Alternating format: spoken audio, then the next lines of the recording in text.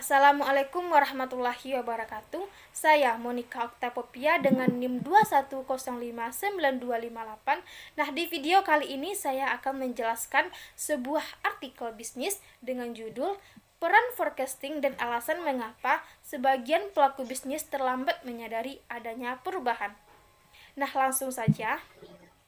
Kisah-kisah korporasi besar yang lantas gulung tikar sudah beberapa kali kita dengar. Perusahaan-perusahaan raksasa yang dahulunya tak terkalahkan, sekarang seolah mati bak ditelan bumi. Mereka tersingkirkan oleh para pesaing yang lebih cepat menyadari adanya perubahan serta perkembangan teknologi. Perusahaan Kodak serta raksasa handphone yaitu Nokia merupakan perusahaan yang dahulunya tak terkalahkan dan sekarang seolah bukan siapa-siapa dan hanya menyisakan produk nostalgia. Para mantan raksasa itu mungkin mengabaikan perkembangan zaman dan tidak merencanakan untuk masa depan.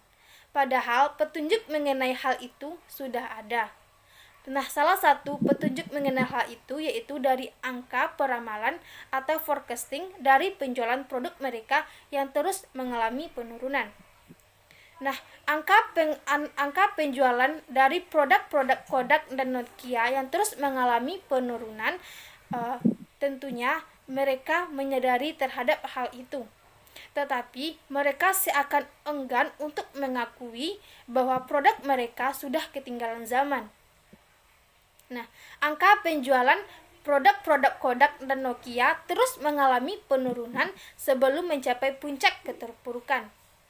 Nah, bagi beberapa top eksekutif perusahaan, hal itu hanya dianggap sebagai kegagalan bagi tim pemasaran.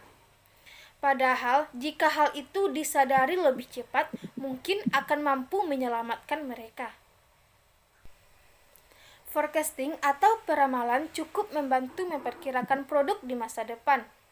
Nah, forecasting dan peramalan hanyalah sebuah alat yang powerful atau tidaknya sangat ditentukan oleh penggunaannya. Nah, ketika proyeksi yang dijalankan oleh forecasting tidak sesuai dengan kondisi yang diharapkan, maka menjalankan strategi baru perlu untuk dilakukan. Forecasting juga memiliki keterbatasan. Semakin panjang rentang waktu yang diperkirakan, maka hasilnya akan jauh dari akurat, mengingat begitu dinamisnya perubahan yang terjadi serta perkembangan yang terjadi. Dibutuhkan sebuah kepekaan untuk memahami forecasting agar tidak sampai salah langkah. Ketika angka penjualan produk Kodak dan Nokia yang terus mengalami penurunan seharusnya menjadikan mereka terus bertanya dan cepat mengambil keputusan. Tetapi hal itu tidak mereka lakukan. Nah, dari kasus dari kasus Nokia dan Kodak seharusnya menjadi pelajaran berharga bagi para pelaku bisnis agar lebih peka terhadap perubahan serta perkembangan yang terjadi. Agar kasus yang sama tidak terjadi lagi bagi para pelaku bisnis saat ini. Nah, sekian penjelasan dari sebuah artikel yang berjudul Peran Forecasting dan Alasan Mengapa Sebagian Pelaku Bisnis Terlambat Menyadari Adanya Perubahan. Sekian dari saya. Terima kasih. Assalamualaikum warahmatullahi wabarakatuh.